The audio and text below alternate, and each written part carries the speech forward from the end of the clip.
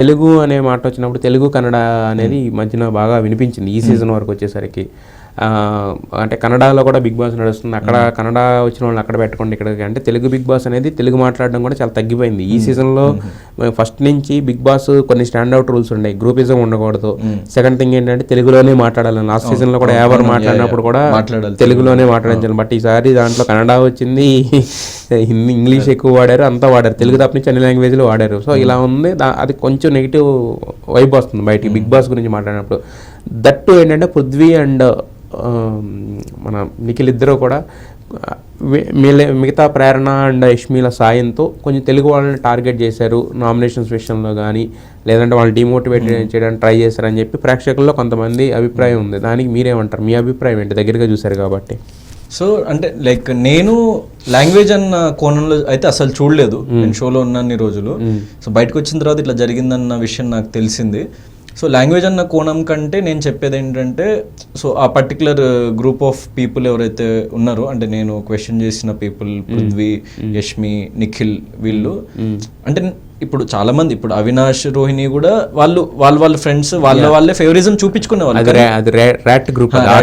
So కానీ నాకు వాళ్ళతో ప్రాబ్లం లేదు, వీళ్ళతో ప్రాబ్లం. నాకంటే నిఖిల్ ఒక విషయం నిన్న బజ్ ఇంటర్వ్యూ చూసినప్పుడు అన్నాడు, ఇప్పుడు అందరూ గ్రూప్ గేమ్ ఆడుతున్నారు, గౌతమ్ ఒక్కడే సోలో, ఇప్పుడు మమ్మల్ని ఎందుకు క్వశ్చన్ చేస్తున్నారు, వాళ్ళని ఎందుకు క్వశ్చన్ చేయట్లేదు అంటే, ఇప్పుడు అవినాష్, రోహిణి, తేజ వీళ్ళందరూ చాలా ఫన్ వేలోనే ఉండేవాళ్ళు, అండ్ ఎంటర్టైనర్స్, అండ్ ఎవరిని టార్గెట్ చేసేవాళ్ళు కాదు.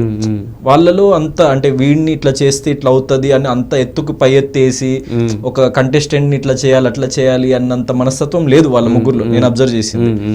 సో ఏ పీపుల్లో అయితే ఉందో ఈ అభిప్రాయం, ఇప్పుడు groupism is not a problem here. నువ్వు టార్గెట్ చేయడం, నువ్వు గ్రూప్ అప్ అయ్యి వేరే వాళ్ళని టార్గెట్ చేయడం అనేది నా ప్రాబ్లం. సో నువ్వు ఫ్రెండ్స్గా ఉండు, ఎందుకంటే ప్రతి సీజన్లో ఉంటారు ఫ్రెండ్షిప్స్ ఉంటాయి, నాకు కూడా దొరికితే నేను ఉండేవాడినేమో. సో కానీ ఇప్పుడు గేమ్కి సంబంధించినంత వరకు నువ్వు ఫేవరిజం చూపించడం కానీ, లేకపోతే ఒకటే పర్సన్ని, అరే ఇప్పుడు నాకే డైరెక్ట్గా జరిగింది, ఎందుకంటే ఇప్పుడు నా టీం పర్సన్ని ఇన్ఫ్లుయెన్స్ చేసి నన్ను తీపిచ్చేసిండ్రు ఆ టీం నుంచి. రెడ్ టీం గేమ్ జరిగేటప్పుడు గౌతమ్కి ఆ రోజు మొత్తము చెప్తున్నారు బయట, నా జపం చేసిండంట, గౌతమ్ని తీసేయాలి, గౌతమ్ని తీసేయాలి, గౌతమ్ని తీసేయాలి, గౌతమ్ తీసేయాలి. సో అంత అసలు అట్లాంటి భావన ఎందుకు, వ్యతిరేక భావన ఎందుకు?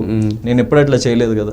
ఓకే, నీకు ఆపర్చునిటీ వచ్చింది, నువ్వు తీసేసి, కానీ నా టీం వాళ్ళని ఇన్ఫ్లుయెన్స్ చేసి నీ ఫ్రెండ్స్ అని చెప్పేసి, సో నీ గ్రూప్ ఆఫ్ పీపుల్ అని చెప్పేసి నన్ను టార్గెట్ చేయడం ఎందుకు? అది నా ప్రాబ్లం.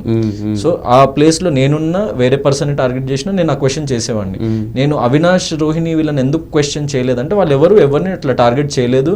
నామినేషన్ ప్రక్రియని ఎప్పుడు వాళ్ళు డిస్కస్ చేసుకొని వీళ్ళని నామినేట్ చేద్దాం, వాళ్ళని నామినేట్ చేద్దాం అని చెప్పేసి చేయలేదు. సో వాళ్ళకి ఎప్పుడైనా అవకాశం వచ్చినప్పుడు వాళ్ళని వాళ్ళు సేవ్ చేసుకున్నారు తప్ప, ఎవరిని పతనం అవ్వాలి, వీడు పడిపోవాలి, వీడిని వేసేయాలి నామినేషన్ లో అని చెప్పేసి ఎప్పుడు వాళ్ళు ఆ భావన వాళ్ళకి లేదు. కాబట్టి నాకు వాళ్ళతో ప్రాబ్లం లేదు. వీళ్ళలో ఈ భావన ఉంది కాబట్టి నాకు ఈ గ్రూప్ ఆఫ్ పీపుల్ తో ప్రాబ్లం ఉంది.